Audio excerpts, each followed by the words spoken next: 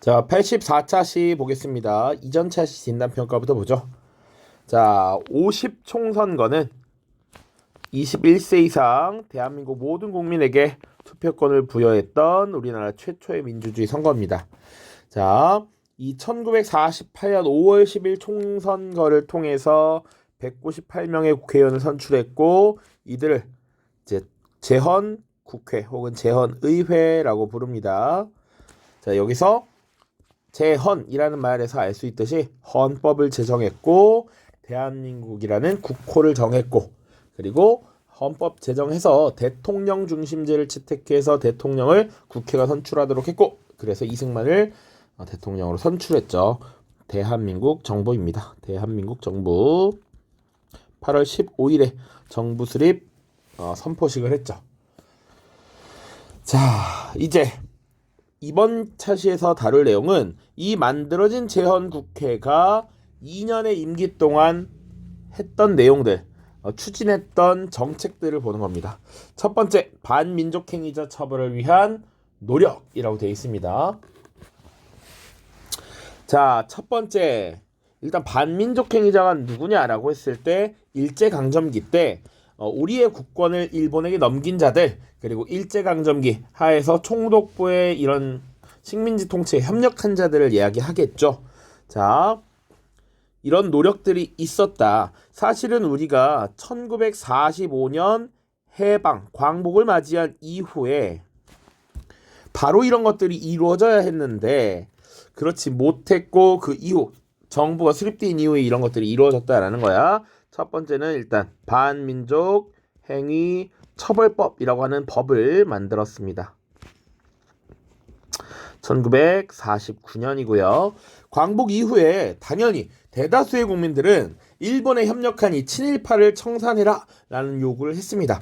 그러나 실제로는 그것들이 잘 이루어지지 않았다라는 거야. 왜 그랬느냐? 45년 바로 미군이 들어왔고, 미군이 이 식민지를 통치하기 위해서 조선 총독부에 있던 기존의 친일 관료들을 유지시키는 정책을 펼쳤다라는 것이죠. 기존에 피지배, 억압을 받던 우리 조선인들은 통치에 함께 동참한 적이 없고, 그 이전에는 왕조 시대를 겪었기 때문에 그것이 어렵다라고 판단을 했던 미군정이 수월하게 이 식민지, 해방된 식민지 한국을 통치하는데 이들을 활용했다라는 것이죠. 자, 그동안 이 친일 관료들은 이제 당연히 어떻게 바뀌었겠어요? 살아남기 위한 친미 행보를 보이게 됐고, 친미 행보를 보이면서 함께 반공의 모습을 보이게 되었다라는 것이죠. 반공. 자, 다음입니다. 자, 이 과정에서 사실은 반공 투사로 태세 변환을 한 이 친일 관료들은 오히려 이 독립운동가들 중에 사회주의 계열의 독립운동을 하는 세력들을, 그런 독립운동가들을 붙잡아서 체포하고 감금하고 고문하는 이런 모습들까지 벌어집니다. 자, 그래서 아무튼 45년부터 48년까지 이게 잘 이루어지지 않았고, 그 이후에 이제 재헌국회가 이런 것들에 나섰다. 그래서 일제강점기의 반민족행위자 처벌, 제3 몰수 등의 조항이 담긴 반민족행위 처벌법을 제정했습니다. 이걸 줄여서 반민법이라고도 하고요. 그리고 이 반민법에 의거하여 반민족행위 특별조사위원회, 줄여서 반민특위가 설치됩니다. 자, 그래서 이 특별조사위원회가 반민족행위자를 조사하고, 그리고 체포하고 기소할 수 있는 이런 것들을 쭉 하게 되는 것이죠. 그런데 그럼 어떤 활동을 했느냐? 박흥식, 노덕술, 최린, 최남선, 이광수 등의 친일 혐의자를 체포 및 조사했대. 실제로 친일파들은 겁나 많았겠지. 이런 사람들을 조사했는데 실질적으로 제대로 처벌이 이루어졌느냐? 그럼 그렇지 못했다라는 겁니다. 첫 번째, 이승만 정부가 소극적 태도를 보였다. 협조하지 않았다라는 겁니다. 왜 그랬느냐? 이승만이 국회의원들로부터 선출이 되었는데, 이 당시 국회의원들 중에 기존의 지주, 자본가, 기득권 계층이 있었고, 이들은 일제에 협력해서 기득권을 얻어낸 사람들도 다수 있었습니다. 그들이 이승만을 지지해서 대통령으로 선출했기 때문에 이승만은 쉽게 그들을 처벌하는 데 협조하지 못했다. 자, 그리고 정부와 경찰 요직이 자리 잡은 친일파의 방해가 있었습니다. 자, 박흥식은 기업인이었습니다. 그래서 뭐 일제강점기 말기에 막 비행기를 사서 헌납하고 이랬던 사람이고요. 노덕술은 친일 경찰, 뭐 최린, 최남선, 이광수 등은 지식인으로서 되게 이름을 날렸던 사람들이죠. 이들이 적극적으로 나서서 친일적 행위를 했고 이들이 적극 협력해서 침략 전쟁에 동참하는 이런 것들을 호소했었습니다. 자, 그런데 이 노덕술이나 이런 인물들이 친일 경찰이었거든. 경찰 중에서도 높이 올라갔던 사람들이야. 정부와 경찰 요직에 자리 잡았던 친일파들이 집요하게 방해를 했다라는 것이죠. 그리고 심지어 정부에서는 국회 프락치 사건이라고 하는 것을 일으킵니다. 자, 뿌락치는 집단 속에 숨어있는 간첩을 의미해요. 자, 이 간첩이라고 하는 건 뭐냐? 당시 반민특위에 소속되어 있었던 국회의원들이 일부 북한 공산주의자들과 연결되어 있다라는 거야. 그래서 이 공산주의자들이 남한에 혼란을 주기 위하여 활동을 한다라는 누명을 씌운 것이죠.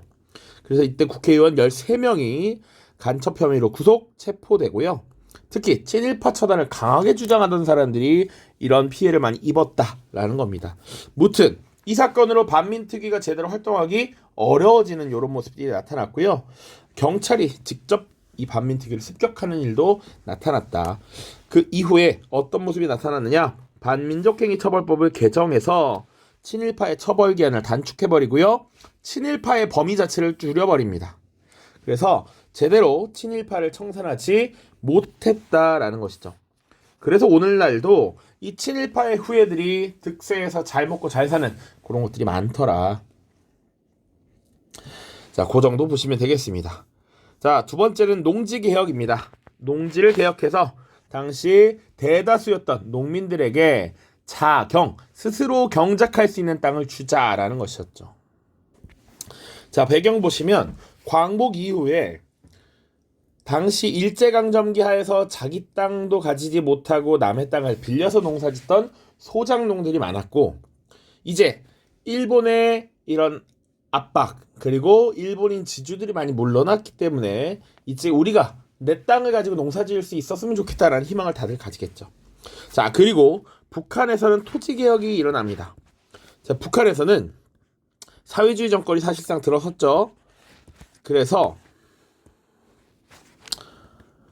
정권이 토지를 무상으로 몰수하고 무상으로 분배하는 이런 모습이 나타납니다. 자, 그러니까 북한에서는 정부에서 개개인들에게 이렇게 땅을 무상으로 나눠준대. 우리는 언제 우리 땅을 얻을 수 있을 것인가라는 의구심이 들고 이런 것들을 요구하는 것이죠. 자, 그래서 농지개혁이 실시되는데, 그러면 이 정부가 수립되기 이전엔 그런 일들이 없었느냐? 미군정 시기에도 그런 게 있었다라는 것이죠. 그래서 미군정 시기에도 어쨌거나 당시 농민들, 일반적인 국민들의 삶을 보장하기 위한 농지개혁을 추진했으나 당시 한국민주당과 같은 지주들을 대변하는 정치 세력의 반대를 받았고, 그래서 결국 시행되지 못했다라는 것이죠. 그래서 이승만 정부의 본격적인 농지개혁이 시행되는데 49년 재헌국회가 농지개혁법이라고 하는 것을 만듭니다. 농지개혁법. 자, 그리고 이 농지개혁은 어떤 형태로 됐느냐? 땅을 가진 주인들이 다 있을 것이니까 유상매수, 유상분배 방식을 원칙으로 하는 농지개혁을 50년에 들어서 시행하게 됩니다. 특징은 뭐냐? 가구당 3정보로 농지 소유 상한을 설정했다라는 겁니다. 그래서 소유의 상한을 설정했다는 건 너무 많이 갖지 못하게 한다라는 것이죠. 일정 면적을 넘어가면 그것을 국가가 사들이겠다라는 거야. 자, 그래서 그 이상의 토지는 정부가 당장, 신생정부니까 돈이 어디 있겠어. 정부가 지가증권이라는 걸 발급해서 정부가 사들이고 나중에 돈을 주겠다라고 하는 것이죠.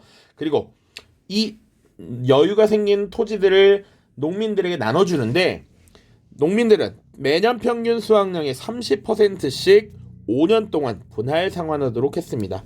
그러니까 30%씩 5년이면 1년 생산량의 1.5배, 150%가 되겠죠. 요 정도를 토지에 대한 대가로 국가가 받았다라는 겁니다. 자, 그래서 사실상 6.25 전에 많은 이 농지개혁, 토지개혁이 이루어져요. 자, 그러나 여전히 한계는 있었다. 왜 그랬느냐? 있는 집 사람들은 이런 소식을 미리 들어서 지주들이 토지를 사전에 매각함으로써 이 개혁의 대상 토지가 많이 줄었다라는 것이고요. 그래도 어쨌거나 결과는 어떻게 됐느냐? 지주들이 땅을 대규모로 소유하고 땅을 빌려서 농사짓게 하는 이 지주소작제가 소멸했다라는 것이죠. 그리고 농민 중심의 농지 소유가 확립되었습니다.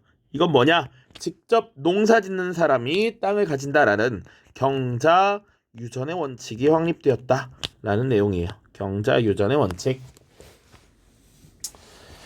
자, 자료학습 보고 마무리하죠. 1번입니다. 다음 자료를 보고 친일파 청산을 위한 노력을 정리해보자. 반민족행위 처벌법 자료로 나와 있고요. 1. 일본 정부와 통모하여 한일합병에 적극 협력한 자. 한국의 주권을 침해하는 조약에 조인한 자와 모의한 자는 사형 또는 무기징역에 처하고 그 재산과 유산의 전부 2분의 1 이상을 몰수한다. 자, 친일파의 범위를 설정하고 친일파를 어떻게 처벌할 것인지 규정하고 있습니다. 1948년 재헌국회는 일제강점기의 반민족행위자 처벌 및 재산몰수 등의 조항이 담긴 반민법이라고 하는 것을 제정하고 반민족행위 특별조사위원회, 줄여서 반민특위를 설치했습니다.